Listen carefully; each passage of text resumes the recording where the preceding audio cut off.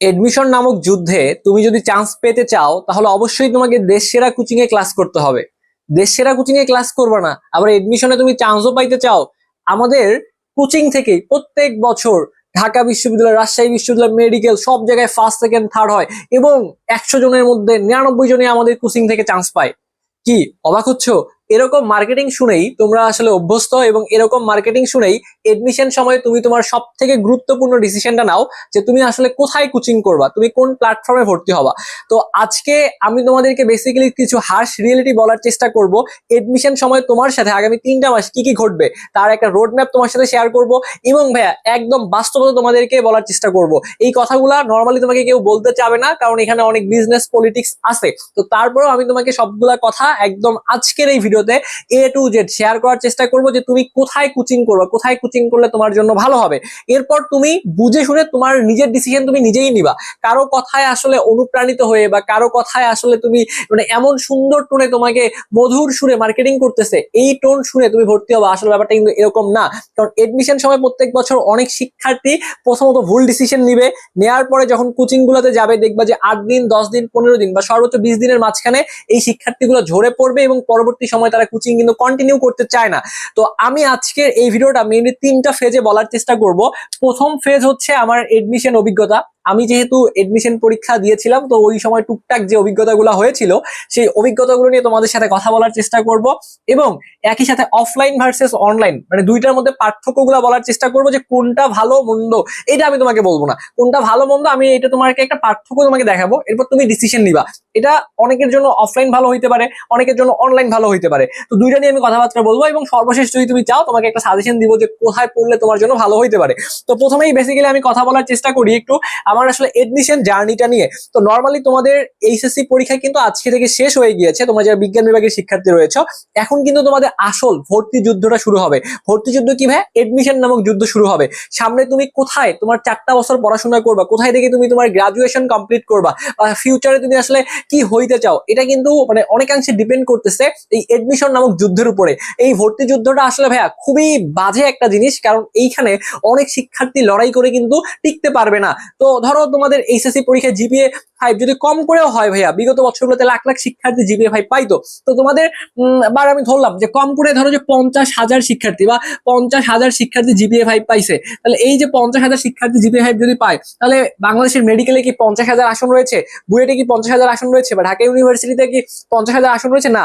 তো সর্বোচ্চ হয়তো বা 3 থেকে 4,000 সবগুলো মিলাই রয়েছে, আর সবগুলো পাবলিক ইউনিভার্সিটি মিলাই এরকম 35 থেকে 40 বা সর্বোচ্চ 45,000 আসন সংখ্যা রয়েছে। তার মানে শুধু জিপিএ 5 প্রাপ্ত শিক্ষার্থীদেরকেই যদি আমরা চান্স দিতে চাই তারা চান্স পাবে না। এদিকে এইচএসসি পরীক্ষায় কিন্তু 7 থেকে 8 লাখ বা 10 লাখের কাছাকাছি পোলাপান কিন্তু অংশগ্রহণ করে থাকে।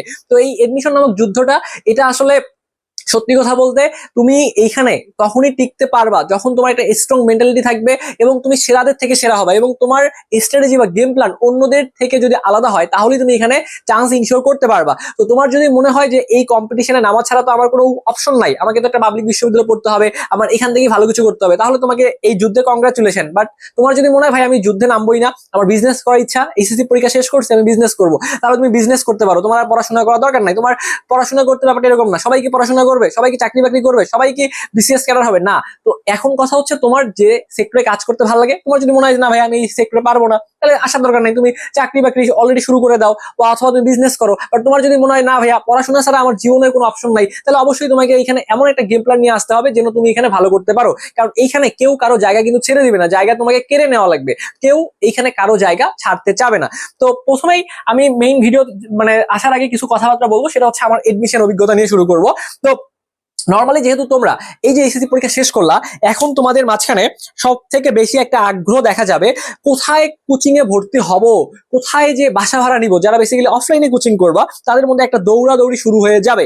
তো আমি যখন আমার এইচএসসি পরীক্ষা শেষ করে কোচিং করার জন্য বেসিক্যালি আমি যেখানে গেছিলাম তোমাকে বলে দেই, আমি কোচিং করার জন্য রংপুরে গিয়েছিলাম। তো রংপুরে হচ্ছে আমি একটা কোচিং এর মধ্যে আমি মেডিকেল ভর্তি পরীক্ষার জন্য প্রিপারেশন নিয়েছিলাম। তো যাই হোক, তো সেখানে যখন আমি এইচএসসি পরীক্ষার পরে যখন আমি কোচিং করার জন্য গেলাম, তো যে দেখি যে বাসা ভাড়া আমাকে নিতে হবে। আমি বেসিক্যালি ছিলাম হচ্ছে জায়গাটার নাম যতটুকু মনে পড়তেছে ডিসির মোড়, ডিসির মোড়ের আশেপাশেই আমি ছিলাম। তো ওইখানে যে আমি বাসা খুঁজতেছি, ঠিক আছে, যে বাসা খুঁজতেছি কোথায় থাকবো। তো আনফরচুনেটলি মানে কোনো বাসাই আর কি ফাঁকা নাই। আমি তো একটু অবাক হয়ে গেলাম, কি ব্যাপার কোনো বাসা ফাঁকা নাই। তো আমি দেখি যে আমার যে ফ্রেন্ড সার্কেলরা বা ওই সময় যারা মেডিকেল ভর্তি পরীক্ষার জন্য প্রিপারেশন নিবে বা যারা সামনে পরীক্ষা দিবে, তারা অলরেডি এইচএসসি পরীক্ষার্থী থাকাকালীন সময়ে তাদের বাবা মা বা আত্মীয়স্বজন যে বাসা ভাড়া নিয়ে আসছে, এখন এইচএসসি পরীক্ষা শেষ, তারা যায় সেই কোচিং এর থেকে প্রিপারেশন নেবে। আমি তো অবাক হয়ে গেছি যে আমি গেলাম, এখন তো কোনো বাসা ফাঁকা নেই, কোথায় থাকবো?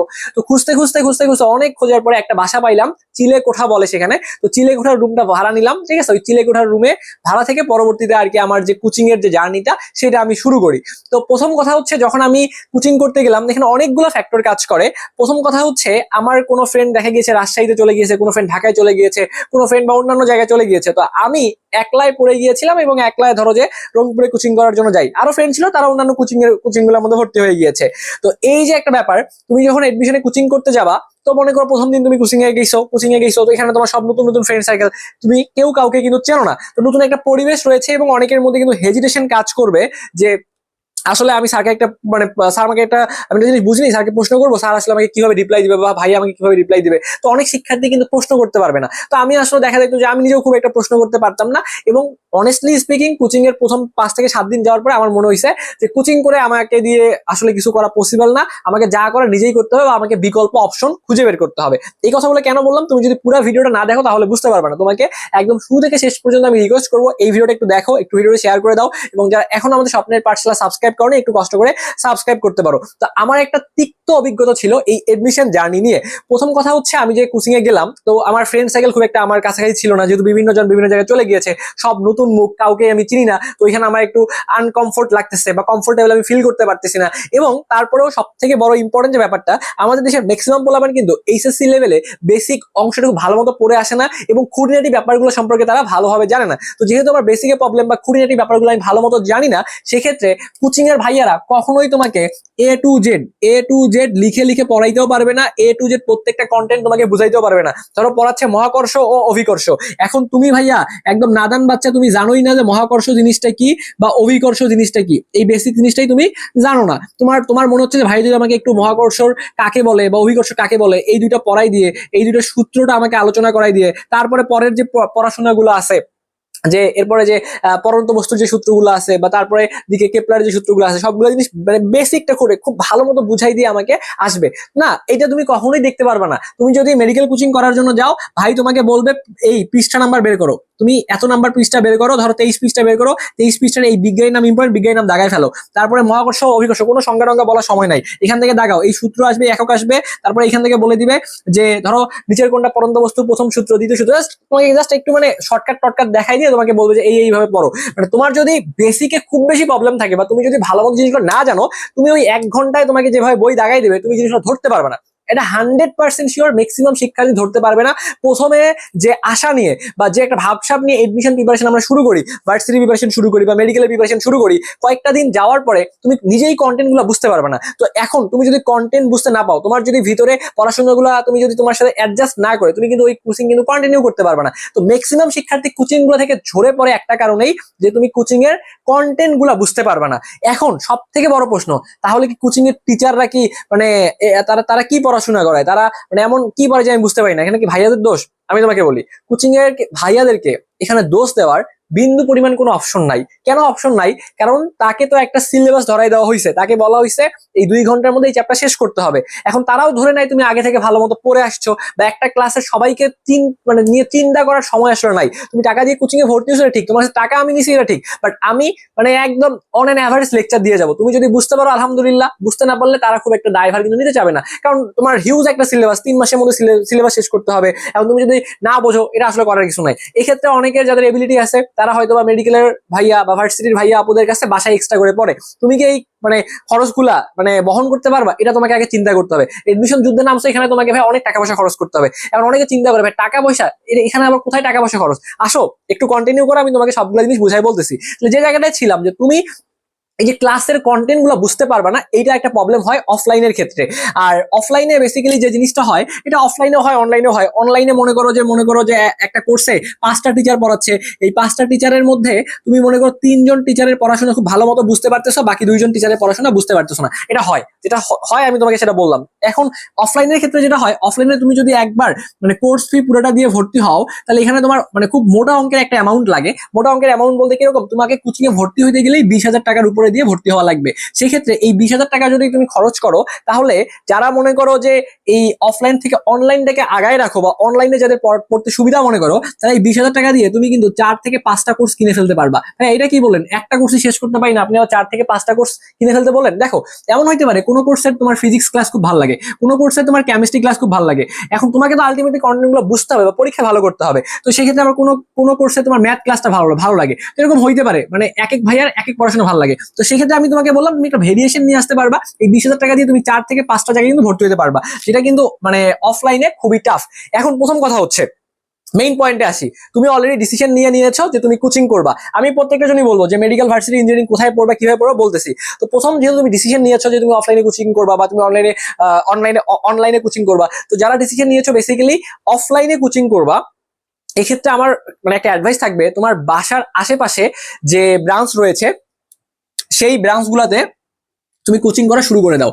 কারণ এখন মানে কোচিং করার জন্য শুধু ঢাকায় যাইতে হবে, ঢাকায় না গেলে তুমি কোচিং করতে পারবে না, এটা পুরোটা একটা ভুল কনসেপ্ট। ঢাকায় গেলে মনে করো তুমি একটা নতুন পরিবেশে যাচ্ছ, তো যখন তুমি নতুন পরিবেশে যাচ্ছ দেখা যাবে হুট করে তুমি ওই মানে এনভায়রনমেন্টের সাথে অ্যাডজাস্টমেন্ট করতে পারবে না এবং তুমি অসুস্থ হয়ে যাবা। তো এইরকম অসুস্থ হয়ে তোমার মনে করো ডায়রিয়া লাগে গেছে বা টাইফয়েড হয়ে গেছে, তো কোনো একটা প্রবলেমের কারণে তুমি যদি 7 থেকে 10 দিন একবার বিছানায় পড়ো, দেখবা যে কোচিং এ পড়াশোনা একদম চলে গিয়েছে, তুমি আর কভার করতে পারবে না। তো পরিবেশের সাথে খাপ খাওয়ানোটা অনেক বেশি ইম্পর্টেন্ট হয় এবং নতুন পরিবেশে যে আরো অনেক মানে ফ্যাক্টর কাজ করে এখানে মনে করো বাবা মা আশা করে তাদের সন্তানদেরকে কোচিং এর মধ্যে পাঠায় যে তারা ভালোভাবে পড়াশোনা করে আমার সন্তানটা একটা এডমিশনে চান্স ইনশিওর করবে। বাট এই ক্ষেত্রে সিনারিটা পুরোটা উল্টা দেখা যায়। তো যখন ইন্টারের গন্ডি পেরিয়ে একটা ছেলে বা একটা মেয়ে এডমিশন কোচিং করতে যায়, সেখানে হয়তো তার বাবা মা তার আশেপাশে থাকে না, সে একটা ফুল ফ্রিডম পেয়ে যায়। তো এই যে একটা ফ্রিডম সে পেয়ে যাচ্ছে, দেখা যাচ্ছে যে একটা ছেলে কোচিং করতে গেছে, সে যায় ওখানে একটা মেয়ে কোচিং করতে যায়, সে ওখানে একটা বিএফ বানায় ফেলছে, আর একটা ছেলে কোচিং করতে যায় সে ওখানে একটা জিএফ বানায় ফেলছে।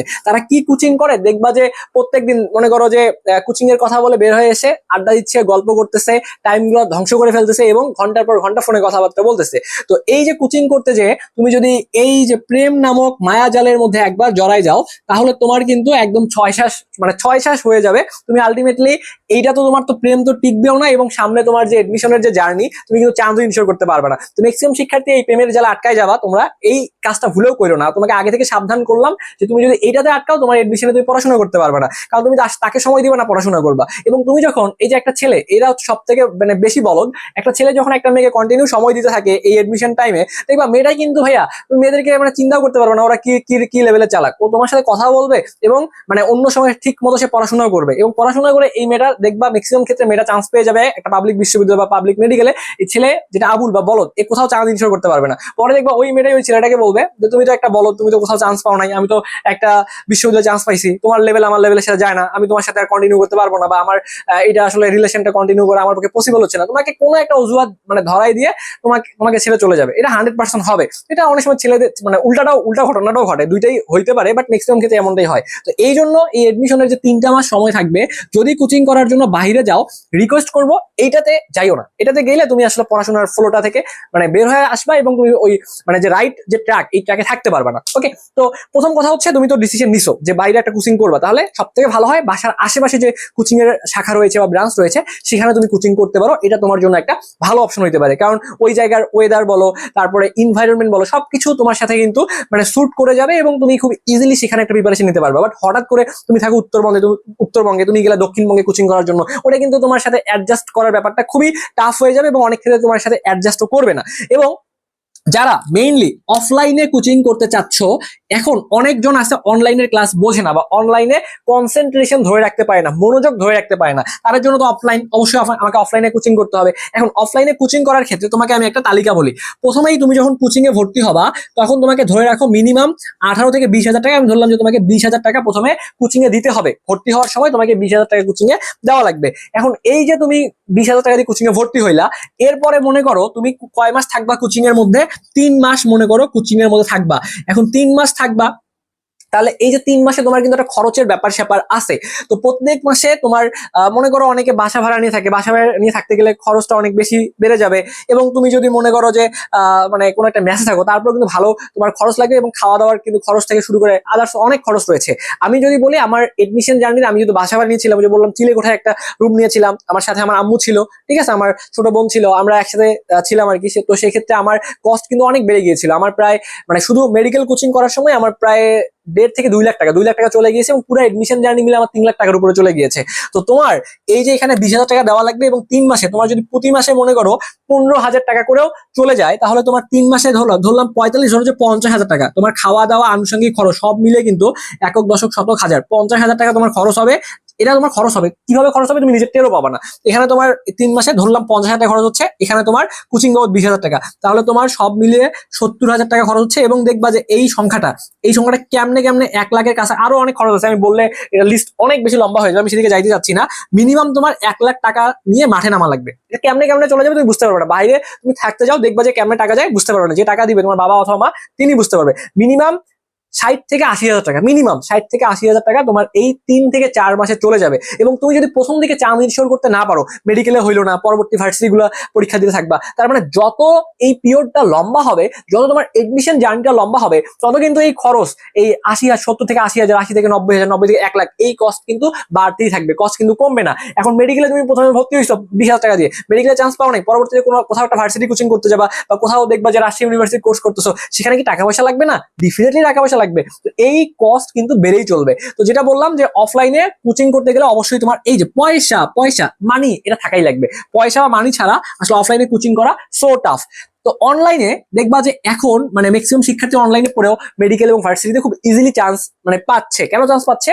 কারণ অনলাইনে তুলনামূলক তোমার খরচটা কম হবে। যেটা বললাম, ওই যে তোমার 20,000 টাকা হইলে, ওই 20,000 টাকা হইলে তুমি মনে করো 4-5টা কোর্স কিনে ফেলতে পারবা। খাওয়া দাওয়া বাসায় থেকে করলা, সবকিছু ঠিকঠাক বাসায় ধুমধাম পড়াশোনা করলা। এবং এখানে অনেকগুলো ফ্যাক্ট আছে, শুধু একটা ব্যাপার দেখে ডিসিশন নেওয়া যাবে না। আমি সবগুলো ব্যাপারে কথাবার্তা বলার চেষ্টা করতেছি। তো বাইরে যখন গেছো, নতুন পরিবেশ, সেখানে অসুস্থ হওয়ার রিস্ক আছে অফলাইনের মধ্যে, এবং পরিবেশের সাথে তোমার মানায় নেওয়ার একটা ব্যাপার আছে, এটা তোমার খুব চাপ। আর এখানে রিস্ক কম কেন?